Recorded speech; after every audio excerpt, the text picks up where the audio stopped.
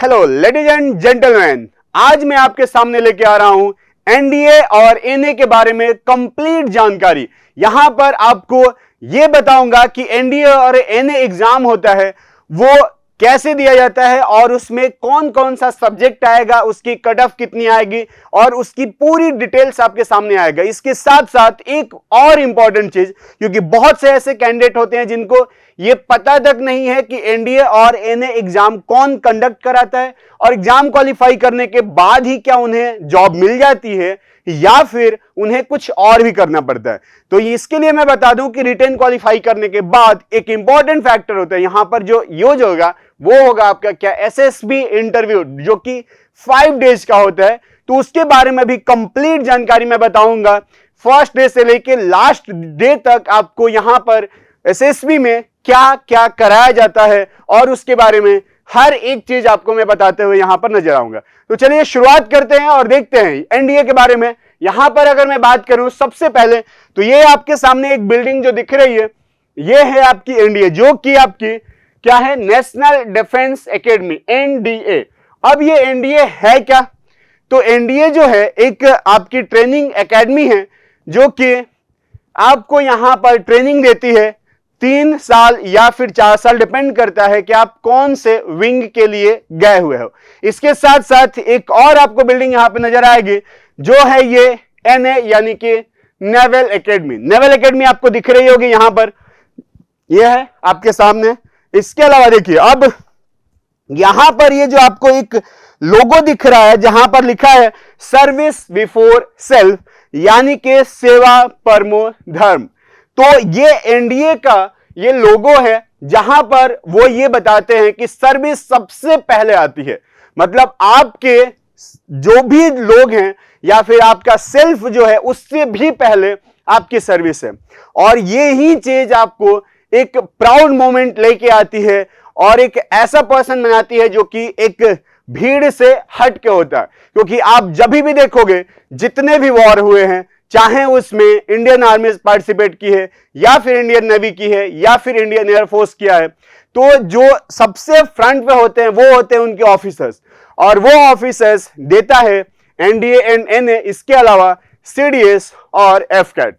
तो इस तरह के एग्जाम क्वालिफाई करने के बाद ही जो ऑफिसर बन के आते हैं, चाहे वो इंडियन आर्मी में हो या फिर इंडियन एयरफोर्स में हो या इंडियन नेवी के अंदर हो, तो ये सब में जो फ्रंटियर होते हैं, जो सामने आते हैं, वो होते हैं आपके 2 स्टार के ऑफिसर्स के अलावा जो भी प्रमोटेड ऑफिसर्स होते हैं वो। चलिए तो थोड़ा आगे बढ़ते हैं और देखते हैं यहां पर कुछ और जानकारियां। जैसे यहां पर मैं बताऊंगा आपको एनडीए के बारे में, अबाउट एनडीए यानी कि नेशनल डिफेंस एकेडमी। यहां पर आपको नजर आ रहा है यहां पे कि देखिए ये जो है एकमात्र पहली जो है ये ज्वाइंट ट्रेनिंग इंस्टीट्यूट है जहां पर तीनों फील्ड के यानी कि आर्मी, एयरफोर्स और साथ ही साथ एनडीए तीनों के ही कैंडिडेट्स की ट्रेनिंग कराई जाती है। इसके अलावा चलिए यहां पर देखेंगे तो ये जो है इसकी अगर स्टार्टिंग फाउंडेशन की बात किया जाए अगर, तो वो किए थे हमारे फर्स्ट प्राइम मिनिस्टर जो कि जवाहरलाल नेहरू जी। उन्होंने 6 अक्टूबर को 6 अक्टूबर क्या 1949 को ही इसका क्या किया था, फाउंडेशन, यानी कि अभी स्टार्ट नहीं हुआ था, इसका फाउंडेशन स्टोन लगाया गया था आपका। अब इसके बाद से ये जब स्टार्ट हुआ तो वो था आपका 7 दिसंबर 1954। ठीक है, तो ये कमीशन हुआ था। आप यहां पर एक फोटो देखेंगे यहां जहां पे आपको नजर आएगा, ये बहुत पुरानी फोटो है जहां पे खड़कवासला जो कि पुणे के पास में है, पुणे में ही है वो, और वहीं पर एनडीए है। उसकी शुरुआत हमारे जो प्राइम मिनिस्टर थे जवाहरलाल नेहरू जी ने 6 अक्टूबर 1949 को स्टार्ट किया था।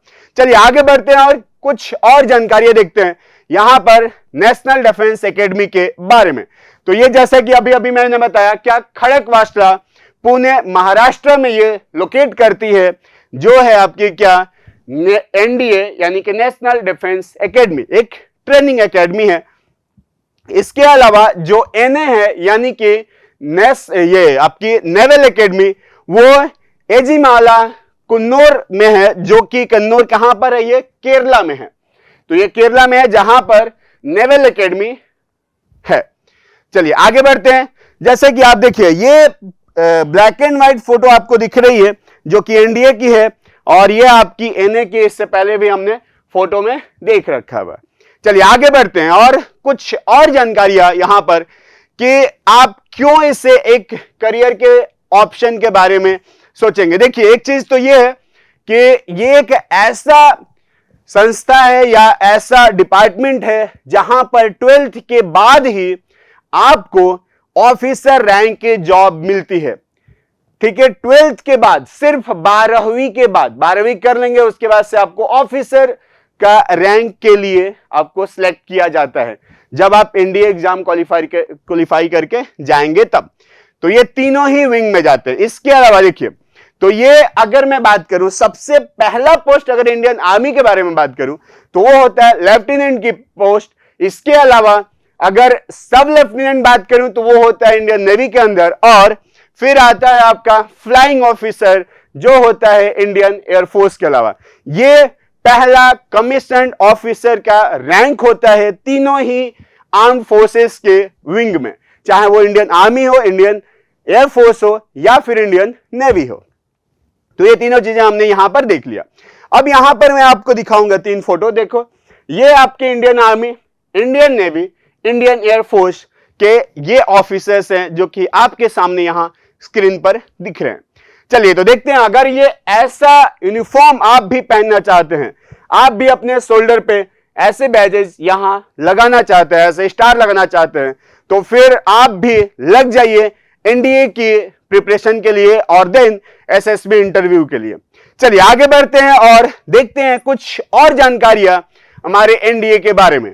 ठीक है, तो यहां पर अभी देखेंगे आप, यहां दिख रहा है कि ये 12th के बाद ये एक जॉब होती है, जैसा कि मैं पहले ही बता दिया था। हाँ, ये चांस होता है इंडियन गवर्नमेंट के लिए या फिर इंडिया के लिए सर्व करने का। ये एक ऐसी जॉब होती है जो आप प्राउडली कह सकते हो कि आप इंडियन एयरफोर्स, इंडियन आर्मी या फिर इंडियन नेवी के फ्रंटियर हो, जो कि देश की सेवा कर रहे हो। देशभक्त का एक टैग भी रहता है एक आर्म्ड फोर्सेस के ऑफिसर्स या पर्सन को। चलिए तो आगे बढ़ते हैं। यहां पर देखिए ये प्राइड और सेटिस्फैक्शन की एक जॉब होती है जहां पर आप प्राउडली बोल सकते हो कि मैं एक ऐसा ऑफिसर हूं जो कि आप देश के जितने भी नागरिक हैं उनको प्रोटेक्ट कर रहे हैं। आप यहां पर देखिए, अगर आप प्रोटेक्ट कर रहे हैं बाकी नागरिकों को, तो गवर्नमेंट या फिर ये फोर्स जो है आपकी फैमिली को प्रोटेक्ट करती है, तो उसके लिए बहुत सारे अलग अलग स्कीम्स वगैरह रहता है जो कि आपकी फैमिली के लिए बहुत यूजफुल होता है। चलिए आगे बढ़ते हैं और देखते हैं नेक्स्ट। यहां पर देखिए जैसे ये एनडीए की ही ट्रेनिंग के दौरान की एक फोटोग्राफ आपके सामने है जहां पे ये हॉर्स राइडिंग करते हुए हमारे कैडेट्स नजर आ रहे हैं। यहां आप देखेंगे तो इंडियन एयरफोर्स के कैडेट्स हैं जो कि यहां पर मार्चिंग के दौरान नजर आ रहे हैं। चलिए बढ़ते हैं आगे और देखते हैं कुछ और जानकारियां। जैसे यहां पर एडमिशन प्रोसेस की अगर मैं बात करूं तो ये बात है बहुत इंपॉर्टेंट आपके लिए। ये पूरा जानकारी एकदम अच्छे से दिमाग में बैठा लेना है क्योंकि यही काम आने वाला है। अगर आप प्रिपरेशन कर रहे हैं या फिर आपके घर में कोई भी ऐसा बच्चा है जो कि 10th क्लास में है या फिर 10th से पहले है, तो उस बच्चे को आप गाइड कीजिए कि इन फ्यूचर जाकर वो क्या करे, यूपीएससी की तैयारी करना है अगर उसको, तो ये आपकी कंडक्टिंग बॉडी जो है वो यूपीएससी कंडक्टिंग बॉडी है जो कि है आपका क्या, यूनियन पब्लिक सर्विस कमीशन। ये आपको जो एनडीए और एनए का रिटन एग्जाम है वो कंडक्ट कराती है। चलिए आगे बढ़ते हैं। यहां पर अगर देखा जाए तो इसकी फ्रीक्वेंसी है साल भर में 2 बार होती है। ये एक होती है अप्रैल में और एक आपका सितंबर में। ये रिटन एग्जाम का डेट उस मंथ में आता है, नोटिफिकेशन पहले ही आ जाता है। तो जैसे एनडीए अगर फर्स्ट की बात करें तो अभी 16 अप्रैल 2023 को कंडक्ट हुआ था। अगला जो है वो आपका सितंबर में, वो भी 3 सितंबर को कंडक्ट कराया जाएगा। ठीक है, तो ये आपकी थी। अब एग्जाम का मोड क्या होगा, वो होगा ऑफलाइन, यानी कि यहां पे आपको बबल्स भरने होंगे। ऑफलाइन होती है ये, ओएमआर सीट आपको मिलेगा, क्वेश्चन पेपर मिलता है और साथ ही साथ ओएमआर सीट भी मिलता है। यहां पर कुछ फोटोग्राफ्स हैं जहां पर कैंडिडेट्स, जो बच्चे हैं, जो स्टूडेंट्स हैं, वो एनडीए का रिटन एग्जाम देते हुए नजर आ रहे हैं, इस फोटोग्राफ में भी और यहां पर भी। चलिए बढ़ते हैं आगे और देखते हैं यहां पर कुछ और चीजें आपके एग्जाम से रिलेटेड। जैसे अगर एंट्रेंस एग्जाम की मैं बात करूं तो स्टार्ट में ही बताया था, ये दो पार्ट में होता है। एक होता है रिटन एग्जामिनेशन और सेकंड बहुत ही ज्यादा इंपॉर्टेंट है SSB interview, service selection board. इसके बारे में मैं आपको यहां पे बताऊंगा। देखिए एक चीज मैं बता दूं कि ये जो एसएसबी इंटरव्यू की है उसकी एक्सपीरियंस की बात करूं तो मैं पर्सनली भी 14 टाइम्स एक्सपीरियंस किया हुआ हूं, जहां पर 7 टाइम्स में कॉन्फ्रेंस तक पहुंचा हूं, यानी कि डे 5 तक पहुंचा हूं। तो आपको मैं अपना एक्सपीरियंस भी यहां पर बताते हुए नजर आऊंगा, बताऊंगा कि क्या गलतियां कर सकता है एक कैंडिडेट्स और कहां पर आप इंप्रूवमेंट कर सकते हैं। अगर गलतियां हुई है तो उसको सुधार किया जा सकता है। चलिए बढ़ते हैं आगे और देखते हैं। अब देखिए यहां रिटन एग्जाम की अगर मैं बात करूं तो रिटन एग्जाम दो पार्ट में होता है। जो एक होता है वो होता है मैथमेटिक्स का, क्योंकि यहां पर 12th में मैथमेटिक्स 11 12th में होना चाहिए, तो यानी कि आपको 11 12th का मैथमेटिक्स यहां पर नजर आएगा। उसके अलावा एक होता है जीएटी यानी जनरल एबिलिटी टेस्ट। फर्दर अगर बात करेंगे तो जनरल एबिलिटी टेस्ट भी दो पार्ट में डिवाइड हो जाता है, एक होता है इंग्लिश और दूसरा होता है आपका जनरल नॉलेज। तो ये दोनों ही चीजें होती है। इसकी मार्किंग मैं बताऊंगा यहां पर आगे चल के। जैसे देखिए यहां पर कुछ कैंडिडेट्स आपको नजर आ रहे हैं जो कि ये क्या कर रहे हैं, रिटन एग्जाम के साथ साथ एसएसबी इंटरव्यू की प्रिपरेशन कर रहे हैं। आपको यहां पर दिख रहा होगा इनका चेस्ट नंबर यहां पर नजर आ रहा है, तो इनकी पहचान ही क्या होती है, उनका चेस्ट नंबर होता है, क्योंकि वही चेस्ट नंबर उनका नाम होता है उस 5 डेज के लिए। जैसे यहां पर आपको दिख रहा होगा कि ये 47 14, तो ये आपके हो जाएंगे। चलिए अब पैटर्न की बात करूंगा मैं एग्जाम के, तो यहां पर आपको नजर आ रहा है, देखिए ये मैथमेटिक्स की बात करें, मैथमेटिक्स के होते हैं 120 क्वेश्चंस और पूरा टाइम की अगर मैं बात करूं तो 2 आवर 30 मिनट आपको मिलता है, यानी टोटल 150 मिनट में 120 क्वेश्चंस करने होते हैं। मार्क्स की अगर बात किया जाएगा 300 मार्क्स। मैथ्स है तो सीधा आपको पता चल गया कि एक क्वेश्चन 2.5 मार्क्स का होगा। निगेटिव मार्किंग भी यहां पर होती है। निगेटिव मार्किंग होती है कितना, 1/3, यानी कि 2.5 मार्क्स का 1/3 करेंगे तो 8.33 मार्क्स आपका डिडक्ट हो जाएगा अगर आप निगेटिव किए हैं तो। जीएटी की बात करें तो दो पार्ट में, इंग्लिश और general awareness and general knowledge test. यहां पर इंग्लिश के 50 क्वेश्चंस होते हैं और आपके जीए एंड जीके के होते हैं 100 क्वेश्चन। ओवरऑल आपको यहां पर भी 2.5 घंटे, सेम डे एग्जाम होता है। दो फर्स्ट शिफ्ट में होगा मैथमेटिक्स, देन एक ब्रेक होगा, देन आपका क्या हो जाएगा, इंग्लिश या जीएटी, सीधे सीधे बोल सकते हैं जीएटी का टेस्ट होता है, जो कि होगा आपका कितना, 2.5 घंटे का।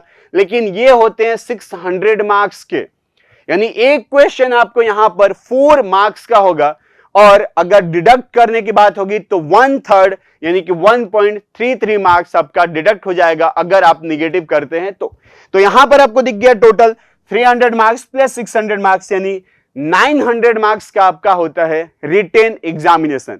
900 मार्क्स आपको रिटेन एग्जामिनेशन से स्कोर करने का मौका होता है। जितना बेहतर कर सकते हैं उतना बेहतर करने की आपकी कोशिश कीजिए, क्योंकि ये सिर्फ इतने तक लिमिट नहीं होता है, एसएसबी इंटरव्यू भी होता है। अब जैसे देखिए यहां पर मैं बात करूं एनडीए ने, जैसे मैथमेटिक्स हो गया, ये आपके कुछ कैंडिडेट्स है, तो यहां पे इंग्लिश और जीके भी नजर आ रहा है। दो पार्ट हो गए आपके, दोनों पार्ट आपको यहां नजर आ रहे हैं। चलिए बढ़ते हैं आगे और देखते हैं कुछ और जानकारियां। जैसे मार्किंग स्कीम की मैं बात करूं, देखिए 2.5 नंबर और 4, यहां पर -0.83 एंड देन 1.33, जैसा कि मैं पहले ही बता दिया था। अब यहां पर ओएमआर होता है, देखिए आपको क्या करना होता है, यहां बबल को पूरा भरना होता है। ठीक है, चलिए बढ़ते हैं आगे। अब एलिजिबिलिटी क्राइटेरिया की अगर मैं बात करूं तो यहां पर अलग अलग विंग है, जैसे यहां पर नजर आ रहा होगा आपका for army wing of NDA. उसके लिए 12th क्लास पास कैंडिडेट्स और 12th पैटर्न ऑफ क्या था, स्कूल एजुकेशन और equivalent examination conducted by a state education board और यूनिवर्सिटी होना चाहिए। इसके साथ साथ एयरफोर्स की अगर बात करें तो आपका क्या 12th class pass of student 10+2 pattern of school, जहां पर आपका फिजिक्स केमिस्ट्री और मैथमेटिक्स होना कंपलसरी है। यहां पर भी मैं बात करूं तो यहां भी वही चीज है, फिजिक्स केमिस्ट्री और मैथमेटिक्स होना जरूरी है।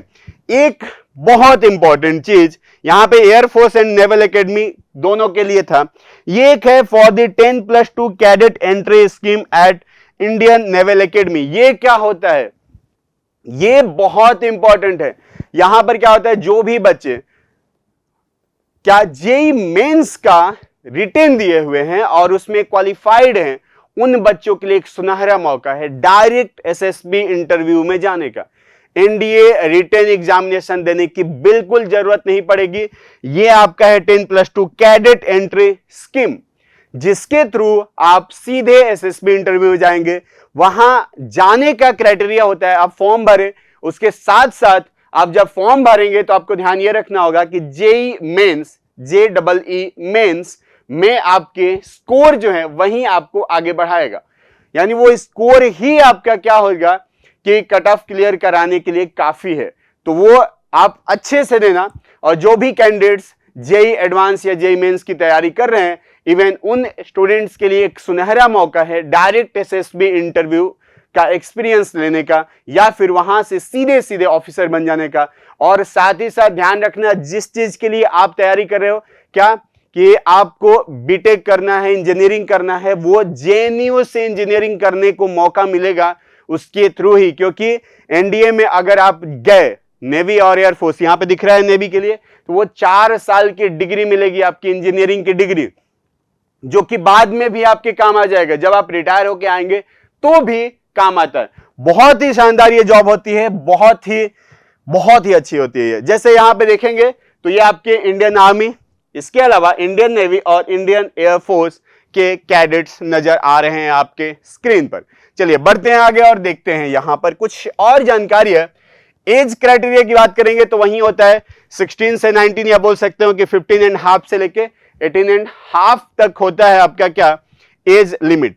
अब देखो यहां पर क्या था, पहले सिर्फ मेल कैंडिडेट्स ही जाते थे, लेकिन अब गवर्नमेंट ने इनको इक्वलिटी के लिए क्या किया कि फीमेल को भी एलिजिबल कर दिए हैं। अब मेल और फीमेल सब बराबर हैं, यानी कि अब फीमेल भी एनडीए का रिटन एग्जामिनेशन दे सकती है और एनडीए के थ्रू क्या कर सकती है, वो क्वालिफाई कर सकती है। दूसरा एक चीज और है, ये एक ऐसा एग्जाम होता है जहां रिजर्वेशन कुछ नहीं है, यानी कि हर एक चीज सबके लिए फिर बराबर हो जाएगा। यानी मेल की भी फिजिकल जो स्ट्रेंथ है वही आपका क्या हो जाएगा, फिजिकल पैरामीटर जो है वही फीमेल का भी होगा। इवन इसके अलावा आपका ना ही यहां पे कोई कास्टिज्म चलेगा, ना ही आपका रिलीजन चलेगा। यानी कि यहां पे कास्ट के बेस पे या रिलीजन के बेस पे जो रिजर्वेशन मिलता है वो नहीं मिलेगा।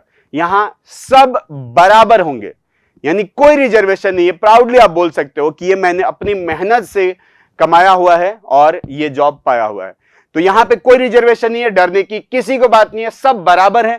फाइट बराबर की होगी तब मजा आएगा ये एग्जाम क्वालिफाई करके और एक ऑफिसर बनने में। चलिए आगे बढ़ते हैं। और जैसे कि यहां पे देख रहे हैं, देखिए बहुत ही छोटे बच्चे होते हैं। यहां पर इनके मासूम से ऐसे चेहरे देख के भी नजर आ रहा होगा कि अभी बच्चे ही हैं, जो कि कितने, वहीं 16 से लेके 19 एज के बच्चे होते हैं जो सिलेक्ट हो जाते हैं और जाके फिर ट्रेनिंग कर रहे होते हैं। तो ये बहुत ही अच्छा एक मौका होता है आपके लिए। चलिए आगे बढ़ते हैं और देखते हैं यहां पर एनडीए के सिलेबस के बारे में। सबसे पहले मैं बात करूंगा मैथमेटिक्स का। यहां पर कैलकुलस आता है 20 से लेके 25 क्वेश्चंस, वैसे ही quadratic equation, then matrix and determinant, probability, trigonometry, complex number, total मिला के 120 क्वेश्चन आपके और 300 मार्क्स का हो जाएगा। तो ये हमारे 12th के पूरे दिख रहे हैं, 11th और 12th के ही ये पूरे चैप्टर्स हैं। चलिए थोड़ा और आगे बढ़ते हैं, ये मैथमेटिक्स है। इसके अलावा अब बात करेंगे हम लोग यहां पर इंग्लिश का। इंग्लिश की अगर बात करें तो इंग्लिश में देखिए स्पॉटिंग एरर आएगा, कंप्रीहेंशन आएगा, इसके अलावा सिलेक्टिंग वर्ड्स आएंगे, ordering of words in sentence आएगा, सेंटेंस इंप्रूवमेंट, एंटोनिम्स और सिनोनिम्स। टोटल मिला के आपके होंगे 50 क्वेश्चन, जो कि 200 मार्क्स के हो जाएंगे। आगे बढ़ते हैं यहां पर और देखते हैं एक और सेक्शन जो है आपका क्या, जनरल नॉलेज, जहां पर आपके कई पार्ट्स होंगे, फिजिक्स, केमिस्ट्री, जनरल साइंस, इसके अलावा history and freedom movement. General science में आपके बायोलॉजी वाला पार्ट भी आएगा, यहां पर ज्योग्राफी और करंट अफेयर्स। ओवरऑल ये पूरे सब्जेक्ट्स ही दिख रहा है। ओवरऑल आपके 100 क्वेश्चन यानी कि 400 मार्क्स। तो total maths, English plus GK मिला के आपके 900 मार्क्स हो जाएंगे और टोटल 5 आवर्स का, 2.5 + 2.5 5 आवर्स का आपका क्या हो जाएगा, एग्जामिनेशन हो जाएगा। तो ये था सिलेबस के बारे में। अब बहुत ही इंपॉर्टेंट, बहुत ज्यादा इंपॉर्टेंट है ये क्या, एसएसबी। एसएसबी इंटरव्यू की अगर मैं बात करूं तो ये 2 स्टेज में होता है। स्टेज 1 आपका जो होता है वो होता है स्क्रीनिंग टेस्ट। इसमें क्या होता है कि आप जब भी रिटेन क्वालिफाई करके जाएंगे एसएसबी सेंटर्स पे, जो कि अलग अलग हैं, जैसे अगर इंडियन आर्मी की मैं बात करूं तो आपका प्रयागराज, भोपाल और बेंगलोर, इसके साथ साथ आपका अगर मैं नेवी की बात करूं तो कोयम्बटूर, विशाखापट्टनम, भोपाल और बेंगलोर भी आ जाएगा। इसके अलावा अगर एयरफोर्स की बात करूं तो देहरादून, वाराणसी, मैसूर जैसे सिटीज में आपके एएफएसबी हैं, यानी कि एयरफोर्स सिलेक्शन बोर्ड हैं। तो ये अलग अलग सिलेक्शन बोर्ड्स हैं जहां पर आप इंटरव्यू देने जाएंगे। वहां पर जैसे रिटर्न आप क्वालिफाई करेंगे तो क्वालिफिकेशन के बाद से आपको चॉइस दिया जाता है कि किस डेट पर कौन से एसएसबी में आप जा सकते हैं। वो आपकी चॉइस होती है, आप अपनी चॉइस फिलिंग करेंगे, उसकी लिमिटेड सीट होती है हर डेट पर। तो वो डेट के अकॉर्डिंग आप जितना जल्दी से जल्दी हो सके अपना सीट बुक कर लीजिए ताकि आप जाके उस डेट पर इंटरव्यू दें। अब वहां पे क्या होता है, सबसे पहले अगर आप जाएंगे एमसीओ ऑफिस रेलवे स्टेशन, जैसे मैं अगर बात करूं प्रयागराज का, तो प्रयागराज रेलवे स्टेशन पर एमसीओ ऑफिस आपको जाके रिपोर्ट करना होगा। वहां पर आपके इंडियन आर्मी के लोग आएंगे और वो आके आपको अपनी बस के थ्रू लेके आपको सीधे सिलेक्शन बोर्ड जाएंगे। वहां पर जाने के साथ ही आपको कुछ फॉर्मेलिटीज करना होता है, जहां पर सबसे पहले आपको एक पीआईक्यू फॉर्म दिया जाता है। बाकी आपका बैग और मोबाइल फोन्स भी जमा किया जाता है। पीआईक्यू फॉर्म यानी कि पर्सनल इंफॉर्मेशन फॉर्म जो होता है वो आप फिल करेंगे। फिल करने के बाद से वो आपको चेस्ट नंबर प्रोवाइड करते हैं और फिर आपको क्या होता है, वर्बल एंड नॉन वर्बल, जो कि यहां पे मैं बात कराऊंगा। जैसे ये था OIR, ऑफिसर इंटेलिजेंस रेटिंग करके होता है, जहां पर verbal and non verbal test होता है, जहां पे रीजनिंग के कुछ क्वेश्चंस होते हैं जो कि क्या होता है, वर्बल होता है, नॉन वर्बल। बहुत ही पुराने क्वेश्चंस भी बोल सकते हैं या फिर एक स्टैंडर्ड बना हुआ है वो क्वेश्चंस बोल सकते हैं। इजी होता है, बहुत इजी, 20 मिनट्स में अराउंड 40 क्वेश्चन या 45 क्वेश्चन, डिपेंड करता है कि आप कौन से एसएसबी गए हुए हो। क्योंकि एक एसएसबी जो है जैसे प्रयागराज है, वहां पर भी 4 या 5 एसएसबी आपके हैं, जैसे कि एसएसबी 11, एसएसबी आपके 17 ऐसे करके रहते हैं। जैसे कि अगर भोपाल में बात करूं तो 20, 21, 22 और आपके 33 जो कि नेवी का है। तो यहां पर बात करूंगे, देखिए अब ये आप टेस्ट देंगे, कौन सा, verbal and non verbal. Then आपका सेकेंड स्टेज आता है जो होता है PP and DT, picture perception and description test. अब ये डिस्क्रिप्शन टेस्ट और पिक्चर परसेप्शन क्या होता है, तो उसके लिए मैं यहां पर कुछ आपको दिखाऊंगा। जैसे ये देखिए यहां पर था, अब देखिए यहां आपके स्क्रीन पर दिख रहा होगा, एक इमेज दिख रहा होगा यहां पे धुंधला सा थोड़ा। अब होता क्या है कि 30 सेकेंड के लिए ये स्क्रीन पर फ्लैश कराया जाता है। एक हॉल में आपको बैठा दिया जाएगा जहां पर ये स्क्रीन पर आपको फ्लैश कराया जाएगा और 30 सेकेंड तक आपको ऑब्जर्व करना होता है। एक आपके पास सीट होगी जहां पर आप पेन से लिख रहे होंगे और वहां पेन से लिख रहे होंगे तो उसमें कुछ कैरेक्टर, जैसे ये आपके जितने भी कैरेक्टर नजर आ रहे हैं, ये थोड़ा सा क्लियर फोटो है जहां पे टोटल 7 कैरेक्टर्स नजर आ रहे हैं। उसमें एक कोई होगा जो आपका हीरो रहेगा, सेंट्रिक हीरो रहेगा, उसके बारे में आपको बाकी के जो 4.5 मिनट, 4.5 मिनट मिलेगा, उसमें आपको लिखना होता है। तो पूरी एक स्टोरी छोटी सी लिखनी होती है, एक पैराग्राफ या 2-3 पैराग्राफ में ऐसे करके लोग बोल सकते हैं। तो जितना जल्दी जल्दी हो सके आप एक स्टोरी बनाएंगे जहां पर उसमें उस पर्सन या फिर अपने हीरो के बारे में कुछ बताएंगे, देन बताएंगे कि ये चीजें यहां पे क्या घटित हो रही है।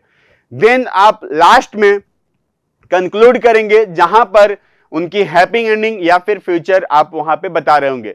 यहां पर एक चीज और ध्यान देना होता है कि ये सब लिखते टाइम पे जो ऑयल क्यूज यानी कि ऑफिसर लाइक क्वालिटीज होती है उसको भी ध्यान रखना होता है। जो भी आपकी ऑफिसर लाइक क्वालिटीज आपके अंदर है जो, उसको आप जरूर यहां पे इन्वॉल्व करके लेके आने की कोशिश करो। फॉर एग्जांपल जैसे आप अगर हेल्पिंग नेचर के हैं, नेचुरली है, तो आप अपना हेल्पिंग नेचर यहां पे जरूर दिखाओ। अगर आपके अंदर कॉरेज है तो आप वहां पर जरूर दिखाओ अपनी स्टोरी के अंदर, ठीक है। देन अब आगे बढ़ते हैं। यहां पर जैसे ये हो जाएगा तो यहां स्टोरी लिखने के बाद से आपको एक हॉल में लेके जाएंगे और ले जाने के बाद से वहां कुछ ऐसे ही सेमी सर्कुलर पैटर्न में आपको बैठा दिया जाएगा। सेमी सर्कुलर पैटर्न में बैठाया जाएगा। यहां पर कैंडिडेट्स के चेस्ट नंबर आपको नजर आ रहे हैं और यहां 3 ऑफिसर्स नजर आ रहे हैं, जहां पर आपके इंटरव्यूइंग ऑफिसर, जीटीओ और आपके साइकोलॉजिस्ट तीनों ही बैठे रहेंगे। तो ये तीनों ऑफिसर्स रहेंगे। यहां क्या करना होता है कि जो आपने स्टोरी लिखी हुई है उस स्टोरी को यहां पे नरेट करना होता है विद इन 1 मिनट। यहां पर ध्यान यह रखना होता है कि जब भी आप अपनी स्टोरी नरेट कर रहे हैं उस दौरान आपको कोई भी सैल्यूटेशन यूज नहीं करना है, यानी कि गुड मॉर्निंग, थैंक यू, ये सब नहीं यूज करना है। सीधे आपको खड़ा होके, और आपका अगर टर्न है तो जैसे भी इंस्ट्रक्शन दिया गया, खड़ा होके बोला गया है तो खड़े होके बोलना है, अगर बैठ के बोला गया है तो बैठ के, जैसा भी इंस्ट्रक्शंस है वो ध्यान से सुनना है। क्योंकि यहां पे सबसे पहले यही चीज जरूरी होती है कि आप एक अच्छे लिसनर बनो एक अच्छे स्पीकर होने से। तो सबसे पहले आपको ध्यान देना होगा। अगर बैठ के बोल रहे हैं तो आप जैसे ही ये स्टोरी खत्म करेंगे आपका विद इन 1 मिनट, देन आपके नेक्स्ट कैंडिडेट अपने आप वो स्टार्ट कर देगा अपना स्टोरी नरेट करना। ऐसे ही हर कोई, जब लास्ट पर्सन, एंड वाला जो पर्सन है, जैसे हो सकता है कि ये ग्रुप टोटल 12 पर्सन का है, तो 12 पर्सन जैसे ही अपनी स्टोरी नरेट करके फिनिश करेगा, सीधे ग्रुप डिस्कशन स्टार्ट हो जाएगा और वहां पर पूरे पर्सन जो भी ग्रुप है वो सभी लोग ये डिसाइड कर रहे होंगे कि एक कॉमन स्टोरी क्या निकाला जाए। और वहां पे फिर एक दूसरे से कभी कभी अपोज होना पड़ता है, कभी कभी किसी चीजों से आपको क्या करना पड़ता है, सहमत होना पड़ता है। उस दौरान ये जो भी ऑफिसर्स तीनों होते हैं वो आपको ऑब्जर्व कर रहे होते हैं और उसी ऑब्जर्वेशन के बेस पे आपका सिलेक्शन होता है फर्स्ट डे स्क्रीनिंग टेस्ट में। देन आपको यहां से फिर बाहर आपको बोला जाता है कि हाँ आप अब जा सकते हैं।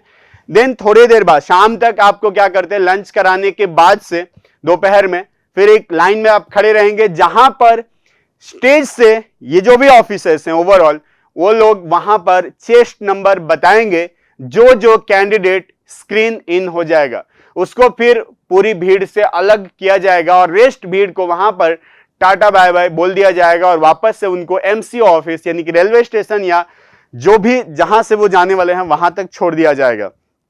अब जो कैंडिडेट्स रुक गए थे यानी स्क्रीन इन हो गए थे उनके लिए स्टेज 2 स्टार्ट होगा।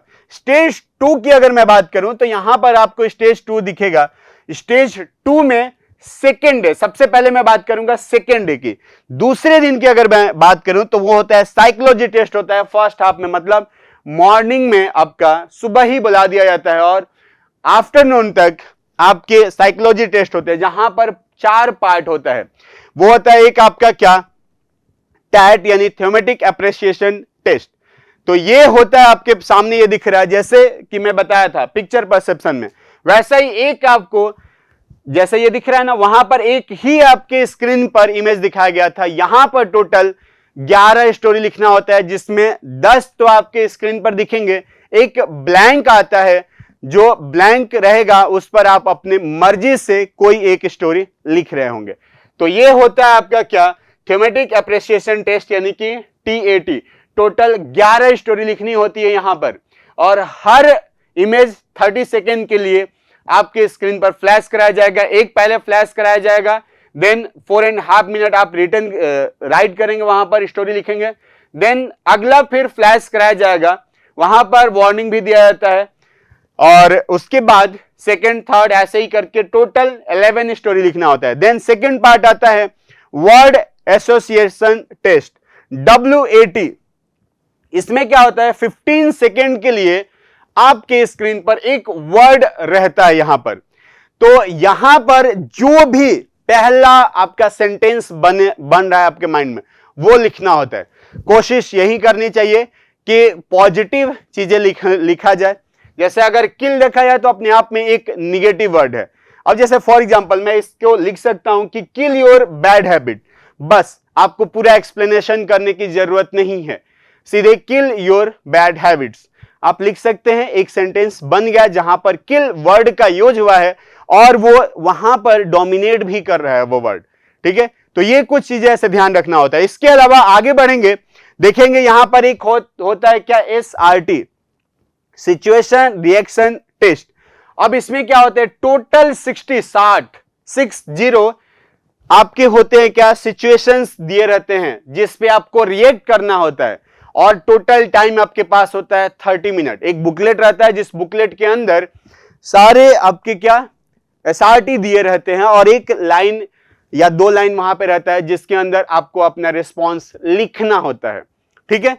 तो वहां पर आपको पूरा एक्सप्लेनेशन करने की जरूरत नहीं है। जैसे मैं बात करूं अगर एग्जांपल के तौर पर, तो यहां आपके स्क्रीन पर एक दिख रहा है SRT, जैसे when he wanted to study his roommate in the hostel constantly disturbed him. He अब क्या करेगा वो, तो यहां पर अलग अलग है। अब यहां पर ये बोल सकते हैं कि ही, फिर यहां क्या कर सकते हैं, तो ये एक चीज आप बोल सकते हो कि मेक ग्राउंड रूल्स, ऐसे बोल सकते हैं क्या, कुछ रूल्स आप बना लेंगे अपने रूममेट के साथ। आपको ये नहीं करना है बाद में माना नहीं माना, वो बाद की बातें है।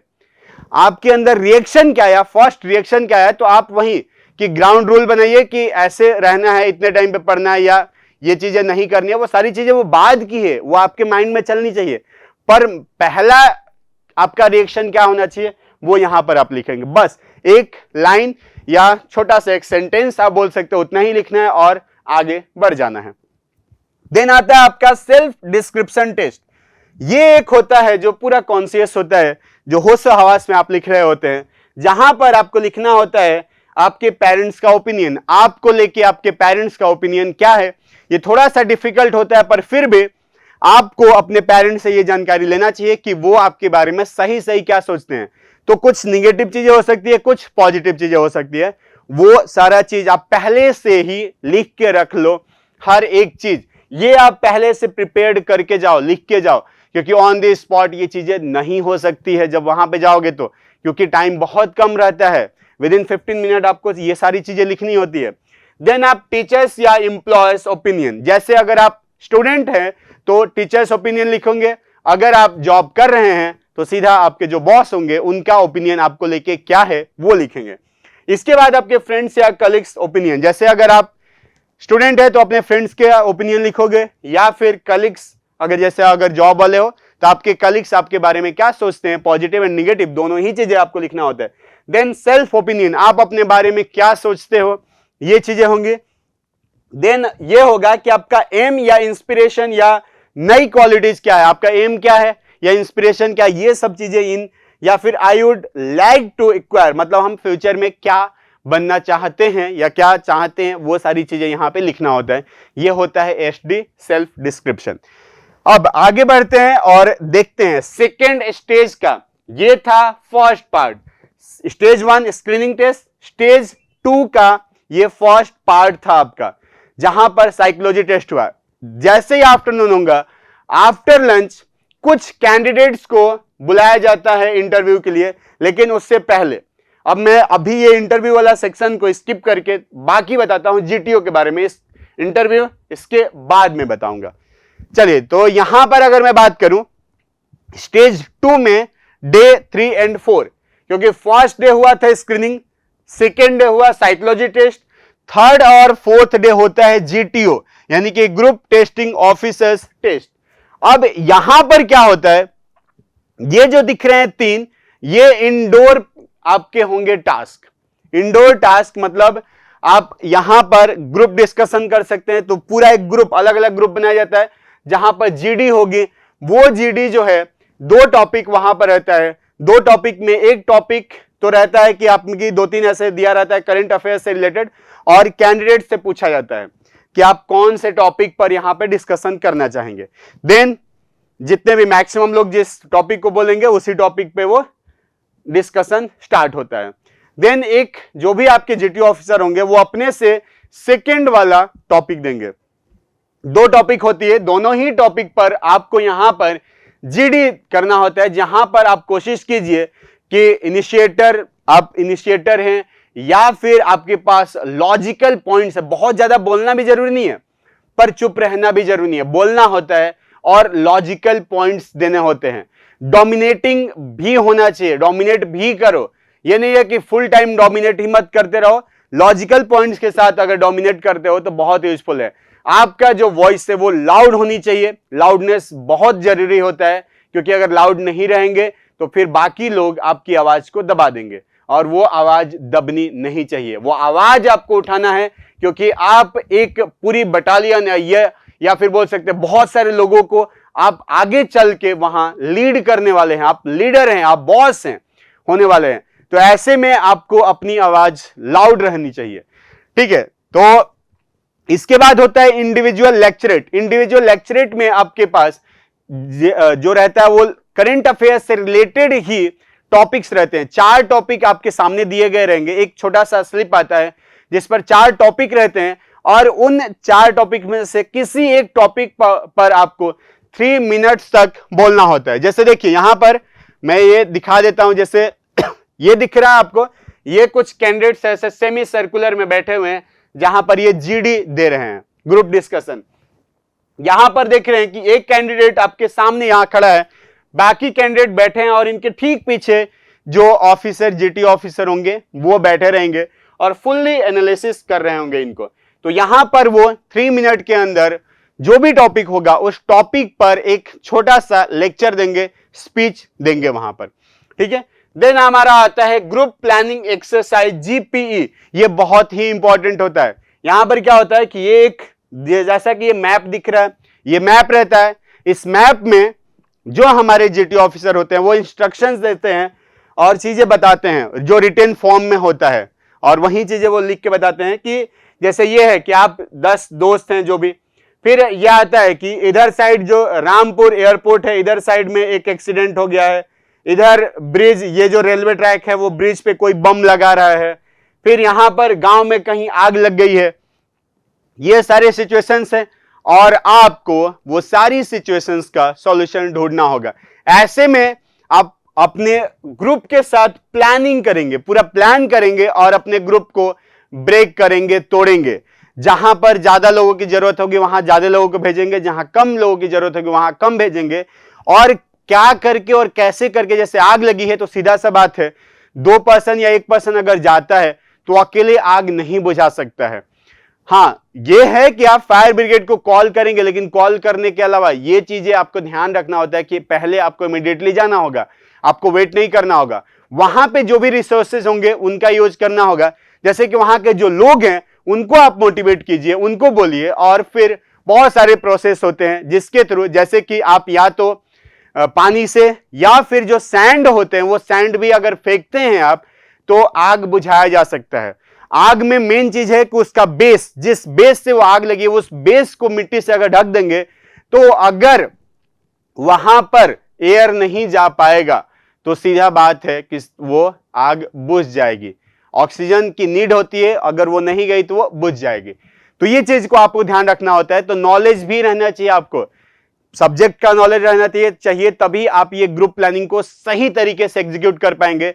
और जैसे ही ये पूरा डिस्कशन ही हो रहा होता है, देन एक किसी को, एक हमारी कॉमन प्लानिंग आती है, देन एक किसी को नॉमिनेट करते हैं और वो पर्सन जाके हमारे जो भी ऑफिसर हैं उनके सामने कॉमन स्टोरी को नरेट करता है। यह हमारी थी 3 इंडोर आपके जीटीओ। देन हमारे बाकी के 6 आएंगे आगे, जो कि आउटडोर होंगे, जहां पर एक होता है प्रोग्रेसिव ग्रुप टास्क। अब प्रोग्रेसिव ग्रुप टास्क की अगर मैं बात करूं तो यहां पर नजर आ रहा है, ये आपके पास कुछ प्लैंक होंगे, कुछ आपके रोप्स दिए रहेंगे, रोप, प्लैंक एंड बैम्बू देके आपको कुछ ऐसे स्ट्रक्चर्स रहते हैं जहां पर एक स्ट्रक्चर से होके दूसरे स्ट्रक्चर से होते हुए स्टार्टिंग पॉइंट से एंड पॉइंट तक आपको जाना होता है। वहां पर पूरी टीम प्लानिंग कर रही होती है और अपना दिमाग लगा के वहां पे जा रहे होते हैं। तो ये सारी चीजें ही आपके आती है फर्स्ट, यानी कि प्रोग्रेसिव ग्रुप टास्क, जिसको पीजीटी बोला जाता है। इसके अलावा अब देखो, प्रोग्रेसिव ग्रुप टास्क के जैसा ही होता है half group task. Progressive group task के अंदर क्या होता है, एक बड़ी टीम होती है, जैसे 12 लोग होते हैं, लेकिन हाफ ग्रुप टास्क में क्या होता है कि उस 12 को ब्रेक कर दिया जाता है दो पार्ट में। 12 लोगों के अंदर हो सकता है कि आप जो चीजें नहीं शो कर पाए थे वो अब 6 लोगों में आप अपना दिखा पाए, तो वो मौका होता है आपको अपनी क्वालिटीज दिखाने का। ठीक है, तो सेम प्रोग्रेसिव टास्क के जैसा ही होता है हाफ ग्रुप टास्क, बस पर्सन कम हो जाते हैं। एक होगा आपका स्नेक रेस, जहां पर ये देख रहे हैं, एक ये बहुत ही मजेदार होता है। यहां पे क्या होता है, 2-3 जो भी टीम होती है वो टीम रहती है, सभी टीम एक स्नेक जैसा पार्ट को लेकर चलते हैं। ठीक है, वो रोप के जैसा ही रहता है, उसको पकड़े रहेंगे पूरी टीम, और फिर वो रेस करते हैं, रनिंग करते हैं, अलग अलग ऑब्स्टिकल्स को क्रॉस करते हैं, क्रॉस करते हुए एंड पॉइंट पे जाते हैं। जो भी टीम जाती है पहले, तो फिर नॉर्मल सेलिब्रेशन होता है और कुछ भी नहीं होता है। लेकिन हाँ, ये फन गेम होता है, इसको एंजॉय करना चाहिए और पार्टिसिपेट करना चाहिए, क्योंकि ऑफिसर्स आपको देख रहे होते हैं, उनकी नजर में आप रहते हैं। आपका नाम नहीं पता होता है, पता रहता है तो ये सिर्फ चेस्ट नंबर, और वहीं वो नोट डाउन करते हैं कि कौन से चेस्ट नंबर ने कितना अच्छा परफॉर्म किया। हाफ ग्रुप टास्क हो गया। देन आता है कमांड टास्क। कमांड टास्क की अगर बात करें, जैसे देखिए यहां पर ये रहता है कि ये कोई भी यहां पर रख दिया कि हाँ ये बॉम्ब है यहां पर। अब आप क्या करते हैं कि आप खुद रहेंगे और 2 सब ऑर्डिनेट को लेके आएंगे अपने ग्रुप में से, उन दोनों से ही, उन दोनों को कमांड कर कर आप बता रहे होंगे कि कैसे उस बॉम्ब को वहां से निकाला जा सकता है। आप सिर्फ कमांड करेंगे, आपकी सिर्फ आवाज होगी, बाकी काम आपके जो सब ऑर्डिनेट्स है वो यहां पर परफॉर्म कर रहे होंगे। तो यही होता है आपका क्या, कमांड टास्क। देन आता है आपका इंडिविजुअल ऑब्स्टिकल। ये टोटल 10 आपके ऑब्स्टिकल्स होते हैं जो कि विद इन 3 मिनट करने होते हैं। जैसे यहां पर देख रहे हैं, ये जो है ये मंकी क्रॉलिंग होता है, जो कि आपके एक रोप के थ्रू आप एक पोल से दूसरे पोल पर आप जा रहे होते हैं ऐसे। देन ये आपके बर्मा ब्रिज नजर आ रहा है, जहां पर 2 रोप हैं जो कि ऐसे बंधे होंगे, एक पर चलना है और दूसरे को हाथ में पकड़ के चलना है। इसके अलावा और भी होते हैं, जैसे कि 8 फीट वॉल को आपको क्रॉस करना होता है। इसके अलावा आपकी बैलेंसिंग होती है, मतलब जमीन से 3 फीट ऊपर एक छोटा सा प्लेटफॉर्म रहता है, पतला सा, रेलवे ट्रैक के जितना ही, और उस पर आपको क्या करना होता है, चल के और जाना होता है। ओवरऑल 10 ऑब्स्टिकल्स होते हैं। 10 ऑब्स्टिकल्स को आप विद इन 3 मिनट क्रॉस करना होता है। अगर आप 10 2 मिनट में कर लिए तो आपके पास 1 मिनट एक्स्ट्रा है, आप रिपीट भी कर सकते हैं जो बाकी हैं, तो इसके भी मार्क्स आपके दिए जाते हैं। मतलब 10 प्लस कितना भी कर सकते हैं, इवन आप चाहो तो 15 या 20 या 20 से ज्यादा भी कर सकते हैं, आप बहुत ज्यादा अगर क्विक हैं तो। देन आपका लास्ट होता है फाइनल ग्रुप टास्क। यहां पर सबका कॉम्युलेटिव होता है, वहां फाइनल ग्रुप टास्क कराया जाता है। जो पूरे ग्रुप वाले होते हैं आपके वो रहेंगे, तो वो भी इसी तरह से ग्रुप प्रोग्रेसिव टास्क की तरह से ही अलग अलग आपके बने रहते हैं, वहां परफॉर्म करना होता है। तो ये कुल मिला के आपके जीटीओ के 9 ऑब्स्टिकल्स, 9 टास्क होते हैं, वो कंप्लीट हो जाते हैं, जो कि 3rd और 4th डे होता है। ठीक है, अब इसके अलावा आगे बढ़ते हैं और देखते हैं, जो मैं छोड़ के आगे बढ़ा था, क्या, इंटरव्यू वाला सेक्शन। स्टेज 2 का ही होता है, 2nd डे, मतलब साइकोलॉजी टेस्ट के बाद, और जीटीओ भी, ये तीनों जीटीओ और साइकोलॉजी टेस्ट क्या होता है, आफ्टरनून से पहले हो जाता है। अब जो जीटीओ भी होता है वो 3rd 4th डे होता है। तो देखो, हो सकता है आपके ग्रुप का 3rd डे हो जाए, मतलब 4th डे आपका रेस्ट रहेगा। अगर हो सकता है 4th डे है तो आपका 3rd डे रेस्ट रहेगा, लेकिन रेस्ट भी नहीं रहता। उसमें क्या होता है, इंटरव्यू होता है। इंटरव्यू 2nd डे से लेके 4th डे कभी भी हो जाएगा। बस ये क्रॉस नहीं होता है, ये नहीं कि आपका इंटरव्यू भी और जीटीओ भी एक ही साथ हो रहा है, ऐसा नहीं होगा। हाँ, ये जरूर हो जाता है कि 3rd डे फर्स्ट हाफ में आपका क्या हुआ, जीटीओ, देन 2nd हाफ में इंटरव्यू करा दिया गया। तो 4th डे आपका फ्री है, तो इवन परमिशन लेके आप जो भी लोकल मार्केट है या आसपास जा सकते हैं। कुछ इंस्ट्रक्शंस के साथ आपको बाहर जाना होता है कि वहां पे जो भी वाटर बॉडी है वहां नहीं जा सकते हैं। कुछ ऐसे भी एरिया होते हैं जहां पे एक स्टूडेंट को जाना अलाउ नहीं होता, वहां आप नहीं जा सकते। जो भी प्रोहिबिटेड या रेस्ट्रिक्टेड एरिया होता है वहां आपको जाना अलाउ नहीं होता है। बाकी परमिशन लेके आप जाते हैं और फिर एक टाइम तक आपको वापस आके रिपोर्ट करना होता है। आपके मोबाइल फोन्स आपके पास नहीं होते, वो सबमिट किया गया रहता है, तो इस चीज का भी ध्यान रखना चाहिए। मोबाइल फोन्स आपके पास नहीं होते हैं कि आप बाहर जाके और किसी को कॉल करके मिल लें, वो भी नहीं हो पाएगा। तो ये पर्सनल इंटरव्यू होता है। पर्सनल इंटरव्यू की बात करूं मैं तो यहां पर आपको नजर आ रहा होगा, यहां 1-to-1 यहां एक ऑफिसर, इंटरव्यूइंग ऑफिसर बैठे रहेंगे, ठीक सामने एक कैंडिडेट एक चेयर पर बैठा होगा और उनकी 1-to-1 इंटरव्यू हो रहा होगा। यहां पर आपको फॉर्मल ड्रेस पहनना होता है। फॉर्मल ड्रेस के बारे में मैं बता दूं कि कोशिश ये करनी चाहिए कि प्लेन शर्ट हो, वो भी लाइट कलर का, और आपके जो पैंट हो वो आपका डार्क कलर में हो। जबकि फीमेल के लिए ये चीज, अगर वो सलवार सूट पहनती है तो ऊपर का जो भी सलवार ये सूट होगा वो आपका हो जाएगा डार्क, और सलवार यानी कि नीचे का जो पार्ट होगा वो आपका रहेगा लाइट कलर का। तो ये चीज आपको ध्यान रखना होता है। इवन आप टाई भी लगा सकते हैं, नहीं भी लगा सकते, वो आप पर डिपेंड करता है। अगर आप लगाना चाहेंगे तो बिल्कुल लगा सकते हैं। तो एक प्रोफेशनल पर्सन बन के वहां पे जाना होता है। ध्यान रखना होता है कि फॉर्मल अगर पहने तो फॉर्मल आपके फुट वियर भी होना चाहिए, फुट वियर भी आपको फॉर्मल ही रहना चाहिए। वहां पर एक चीज और ध्यान रहता है, बियर्ड आप नहीं रख सकते हो, बिल्कुल क्लीन सेव होके जाना है। हेयर कट प्रॉपर होना चाहिए आपका, जब भी आप कहां एसएसबी इंटरव्यू देने जा रहे होंगे तब।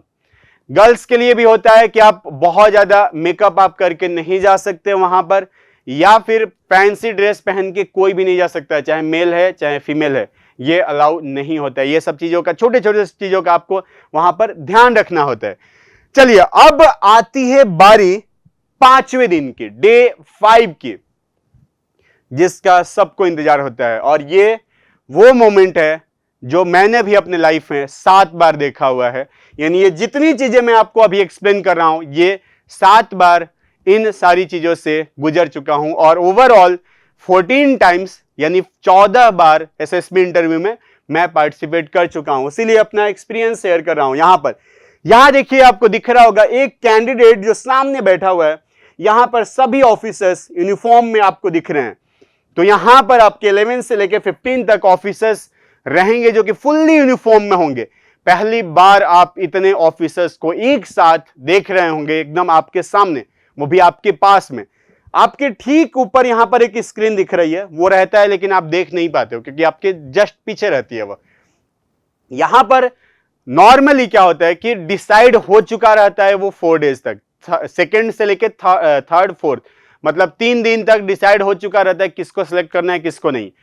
तो वहां पर आपसे नॉर्मली 3 क्वेश्चंस पूछे जाते हैं कि हाउ वाज योर स्टे, सीधा कि आपका स्टे यहां पर कैसा था, what you learn from here, आपने यहां पर क्या सीखा, इसके अलावा एनी सजेशन। तीसरा क्वेश्चन ये रहता है, फिर आपको सीधे बोलते हैं कि थैंक यू जेंटलमैन, अब आप जा सकते हैं। तो ये सब चीजें जब भी आप कॉन्फ्रेंस रूम में या फिर इंटरव्यू रूम में एंट्री कर रहे होंगे तो आपको परमिशन लेना बहुत जरूरी है। मे आई कम इन सर, बोलिए। चेयर के पास में आपको आगे खड़ा होना है, सीधे आके बैठना नहीं है जब तक कि आपको यह नहीं बोला जाता है कि जेंटलमैन यू कैन सिट। तो आप वहां पर तब बैठेंगे जब आपको बोला जाएगा, नहीं बोला जाएगा तो आपको उधर खड़े रहना है। यह चीज का आपको ध्यान रखना है।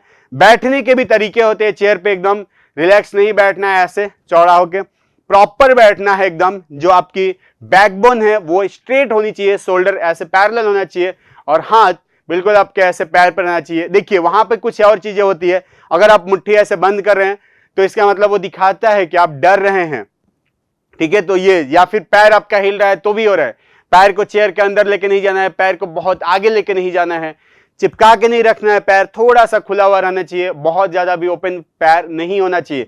ये कुछ बॉडी लैंग्वेज होती है जो आपको ध्यान रखना होता है इंटरव्यू देते टाइम पे। तो ये सारी चीजों की आप प्रैक्टिस कर सकते हैं पहले से।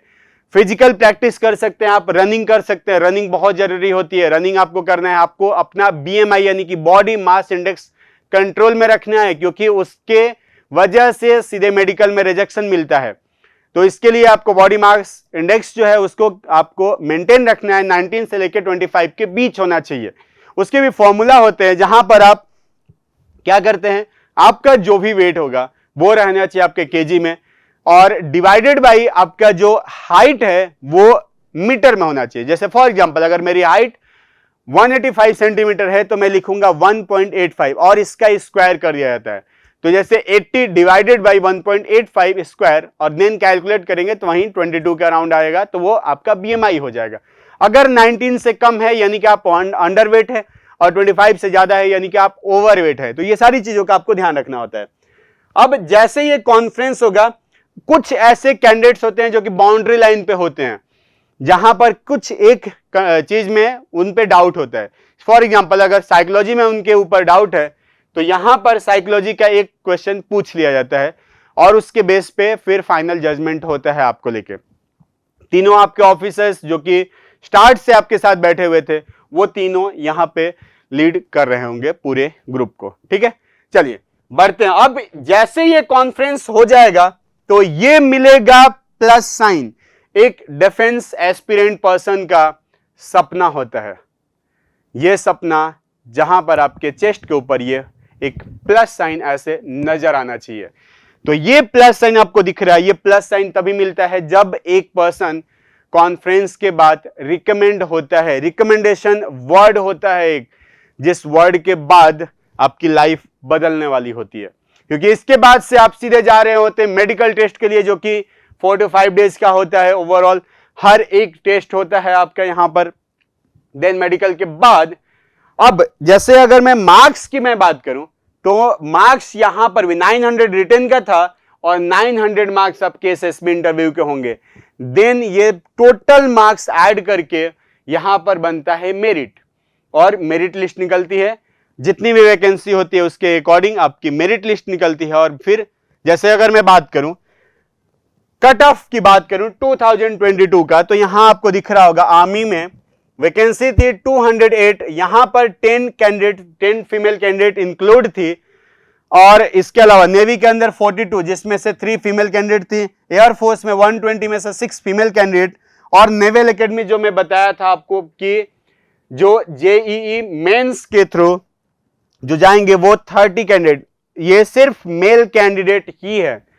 यहां नंबर ऑफ रिकमेंडेड कैंडिडेट यानी कि कॉन्फ्रेंस के बाद ये 538 आए थे, और टोटल देखा जाए तो 400 सीट थे, लेकिन 538 रिकमेंड हुए थे। अभी मेडिकल और मेरिट बाकी है। अब यहां से अगर देखा जाए तो minimum qualifying standard at the written stage 900 में से 316 था, और यहां पर अगर minimum marks of recommended candidate की अगर मैं बात करूं 1800 में से, क्योंकि 900 एसएसबी प्लस 900 रिटन, तो वो था 678, ये मिनिमम था उसका। मेरिट निकलता है आगे। अब जैसे देखा जाए तो यही नेवल एकेडमी आपकी यहां पर नजर आ रही है।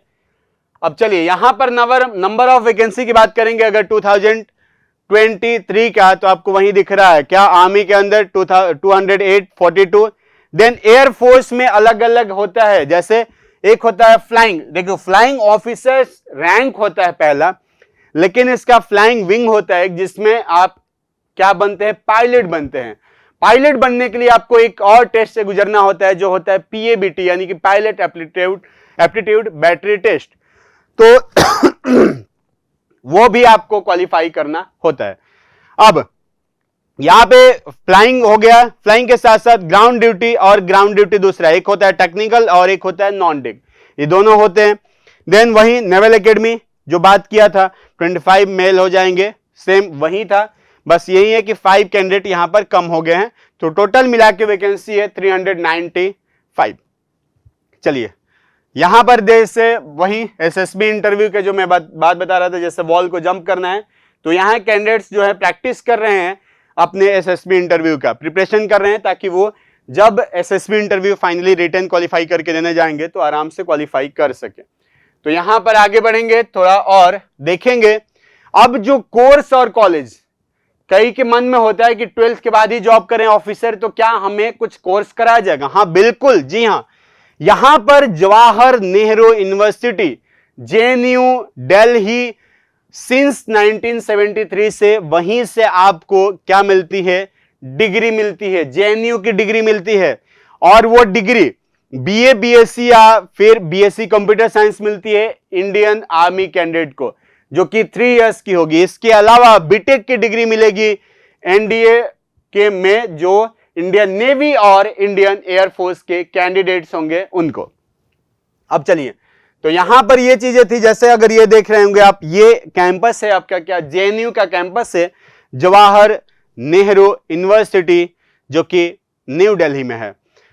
चलिए तो अब आगे बढ़ते हैं, कोर्सेज की बात करेंगे। जैसे यहां पे दिया हुआ था बीए 3 इयर्स का होगा, जहां पर हिस्ट्री, इकोनॉमिक्स, पॉलिटिकल साइंस और ज्योग्राफी पढ़ाया जाएगा। बीएससी 3 इयर्स फिजिक्स, केमिस्ट्री और मैथ्स। इसके अलावा computer science, physics, computer science और मैथमेटिक्स, यानी कि केमिस्ट्री की जगह कंप्यूटर साइंस आपको पढ़ना होगा। BTech 3 years plus 1 year engineering subjects होते हैं, अलग अलग इंजीनियरिंग होते हैं, इलेक्ट्रॉनिक्स, मैकेनिकल और सिविल, ऐसे करके होते हैं। जैसे अगर देखियो इसके अलावा कुछ और भी होता है, क्रॉस सब्जेक्ट भी पढ़ने होते हैं, मतलब इनको उनका भी पढ़ना पड़ेगा। कुछ एक चीजें, बेसिक इंजीनियरिंग आपको पढ़ना होता है, फॉरेन लैंग्वेज इंग्लिश और हिंदी भी पढ़ना होता है। तो ये कुछ चीजें हर किसी के लिए कंपलसरी होती है, जो कि पढ़ना ही होता है। तो जैसा कि ये देख रहे हैं आपका, ये है एनडीए का एक ये फोटो, एनडीए की बिल्डिंग का, जो कि बहुत ही टॉप व्यू है। ये यहां पर आपको ये बिल्डिंग दिख रही होगी, ये एंट्रेंस गेट आपको दिख रहा है। तो ये आपको एनडीए यहीं पर जाके 4 साल या फिर 3 साल जैसा भी है, जैसे अगर आप एनडीए जाते हैं तो 3 साल यहां पर रहेंगे, चौथे साल या तो नेवल एकेडमी आपको अपने यहां लेके जाएगा, एयरफोर्स वालों को एयरफोर्स एकेडमी आपके यहां अपने यहां लेके जाएगा। चलिए तो इसके बाद से हम बात करते हैं यहां पर, जैसे बीटेक में तो अप्लाइड इलेक्ट्रॉनिक्स एंड कम्युनिकेशन के सबसे ज्यादा सीट होते हैं, 330 होते हैं। बीटेक के लिए आपके 60 और बीटेक कौन सा, कंप्यूटर साइंस, इंफॉर्मेशन और इंफॉर्मेशन टेक्नोलॉजी के 60 सीट और मैकेनिकल इंजीनियरिंग के भी 60 सीट। ये कुछ कैंडिडेट्स हैं जो कि ट्रेनिंग के दौरान के आपके फोटो यहां पे नजर आ रहे हैं। चलिए आगे बढ़ते हैं और देखते हैं यहां पर कुछ और चीजें, जैसे एप्टीट्यूड रिक्वायर्ड, क्या क्या एप्टीट्यूड आपके अंदर होना चाहिए, वो मैं यहां पे बात करूंगा। तो जैसे देखिए यही होता है क्या, ऑफिसर लाइक क्वालिटीज, ठीक है। तो ऑफिसर लाइक क्वालिटीज आपको दिख रहा है, effectiveness, intelligence, physically fit, mentally strong, इसके अलावा स्पीड ऑफ डिसीजन, बहुत जल्दी डिसीजन लेना है, सेल्फ कॉन्फिडेंस, खुद पे बहुत ज्यादा भरोसा भी होना चाहिए, power of expression, determination, express करने का और डिटर्मिनेशन भी आपके अंदर होना चाहिए, सेंस ऑफ रिस्पॉन्सिबिलिटी, क्योंकि आप लीड करेंगे तो ये बहुत जरूरी होती है, स्टेमिना होना चाहिए, क्योंकि कब कहां आपको जाना पड़ेगा, स्टेमिना बढ़ाना है तो आपको अभी से रनिंग करना पड़ेगा। एक बहुत ही अच्छा चीज होता है जो फिजिकली फिट भी रखेगा, आपकी स्टेमिना भी बढ़ाएगा और आपको क्या होगा, इफेक्टिवली इंटेलिजेंट बनना है तो आपको पढ़ना भी पड़ेगा। रीजनिंग एबिलिटी होनी चाहिए, लाइवलीनेस होना चाहिए, इसके बाद इनिशिएटिव होना चाहिए, कॉरेज होना चाहिए आपके अंदर और कोऑपरेट करके कोऑपरेशन भी आपके अंदर होना चाहिए। ग्रुप इन्फ्लुएंसिंग एबिलिटी और पॉजिटिव एटीट्यूड टुवर्ड्स लाइफ, ये कुछ ऐसी चीजें होती है जो कि आपके काम यहां पर आने वाली है। तो जैसे यहां पर देख रहे हैं आप, यही ये कुछ क्वालिटीज होती हैं जो कि एक ऑफिसर की क्वालिटी होती है, जिसे ऑफिसर लाइक ऑयल क्यू बोला जाता है। ये ऑफिसर लाइक क्वालिटीज आपके अंदर ढूंढा जाता है। एक कैंडिडेट के अंदर हर क्वालिटी हो ऐसा जरूरी नहीं है, बट जितने भी हो सके वो इतना एनफ होना चाहिए कि एसएसबी इंटरव्यू क्रैक कर सके, वो आगे बढ़ सके, रिकमेंड हो सके और फाइनली एक ऑफिसर बन सके। तो ये कुछ ऐसी इंपॉर्टेंट चीजें आपको ध्यान रखना होता है। कब इसकी तैयारी स्टार्ट करें, तो ये आइडियल टाइम होता है आपका क्या, 11th क्लास से ही आप स्टार्ट कर दे, 11th 12th, क्योंकि 12th अपियरिंग में ही आप यहां पर एग्जाम दे सकते हैं। इसके अलावा कैंडिडेट्स जो है प्रीवियस ईयर के क्वेश्चन पेपर जरूर लगाए, क्योंकि वो बहुत इंपॉर्टेंट होता है। वहां से आपको एक आइडिया लगता है, आपको एक ये होता है कि हम लोगों के यहां भी रिटन एग्जामिनेशन की प्रिपरेशन कराया जाएगा, तो वो सारी चीजें आपको यहां बताई जाएगी, ठीक है। तो यहां पर जैसे ये देख रहे हैं कि कैंडिडेट्स को यहां क्या दिया जा रहा है, उनके जो शोल्डर पर यहां स्टार लगाए जा रहे हैं, वो एक अलग ही प्राउड मोमेंट होता है, जिसे पासिंग आउट परेड बोला जाता है, जो कि फाइनली वो ऑफिसर बन गया रहता है, जिससे इंजीनियरिंग की डिग्री या फिर ग्रेजुएशन की डिग्री भी मिल गई रहती है, ट्रेनिंग भी कंप्लीट हो गया रहता है आपका एनडीए से। तो इसके बाद आगे बढ़ते हैं और यहां आपके कुछ पर्सनालिटीज को मैं दिखाऊंगा। जैसे यहां पर हैं राकेश शर्मा, जो कि विंग कमांडर थे, तो इनके बारे में आप पहले जानते हैं, ये भी इंडियन आर्म फोर्सेस के ही पार्ट है। यहां पर आपको दिख रहे हैं बिपिन रावत जी, जो कि फॉर्मर जनरल रह चुके हैं। इसके अलावा आपको यहां पर दिख रहे हैं वीके सिंह जी, जो कि फॉर्मर जनरल रह चुके हैं। इसके अलावा यहां पर कुछ और भी आपको नजर आएंगे, जैसे यहां पर आपको देख रहे हैं क्या GR गोपीनाथ, जो कि Indian entrepreneur, the founder of air Deccan के ये फाउंडर हैं। इसके अलावा यहां पर आपको राजवर्धन सिंह राठौर, जो कि लोकसभा के मेंबर है और स्पोर्ट्स मिनिस्टर भी, तो ये भी आपके इंडियन आर्म्ड फोर्सेस की ही पार्ट है। ये कुछ ऐसी पर्सनालिटीज है जो कि इंडियन आर्म्ड फोर्सेस ने प्रोवाइड कराया हुआ है। जहां यहां पे दलवीर सिंह सुहाग जी जो है वो फॉर्मर चीफ ऑफ आर्मी आपको नजर आ रहे हैं। इसके अलावा अभिनंदन जी भी यहां पर हैं, जो कि ग्रुप कैप्टन रह चुके हैं। तो ये थे कुछ पर्सनालिटीज जो कि आपको इंडियन आर्म्ड फोर्सेस ने ही प्रोवाइड कराया हुआ है। यहां पर आपका रेजोनेंस टीम आप स्वागत करती है, और रेजोनेंस की टीम जो है उसका एक पार्ट, एक विंग है PSPD, जो कि आपको एनडीए की प्रिपरेशन कराते हुए नजर आएगी। एनडीए का रिटन, उसके अलावा आपको कुछ ऐसी बेसिक चीजें, जैसे कि मैं बता रहा था क्या क्या आपको एसएसबी इंटरव्यू के लिए जरूरी होता है, तो उसके बारे में भी एक स्टार्टिंग या फिर बोल सकते हैं कि हेल्प, एक जो जरूरी होता है या प्रिपरेशन के लिए जो चीजें जरूरी होती है, जो नीड होती है, उसके बारे में भी आपको जरूर गाइड करेंगे। उससे आप एक कॉन्फिडेंट पर्सन बन के आएंगे, तो रिटेन के बाद आप फिर एसएसबी इंटरव्यू में जाएंगे और एसएसबी इंटरव्यू की प्रिपरेशन अच्छे से करके फिर जाएंगे, तो आपका रिटेन प्लस एसएसबी दोनों क्वालिफाई होगा। और इसी उम्मीद से मैं यहां से साइन ऑफ करता हूं। ऑल द बेस्ट कैंडिडेट्स, आप अपना बेस्ट दीजिए और इंडियन आर्म्ड फोर्सेस को सर्व कीजिए, नेशनल को सर्व कीजिए, क्योंकि आप हैं तो ये पूरा देश है, क्योंकि ये इंडियन आर्म्ड फोर्सेस की बदौलत ही हम चैन की नींद सो पा रहे हैं। तो उन सभी आर्म्ड फोर्सेस के लिए एक सैल्यूट तो बनता है। Thank you so much.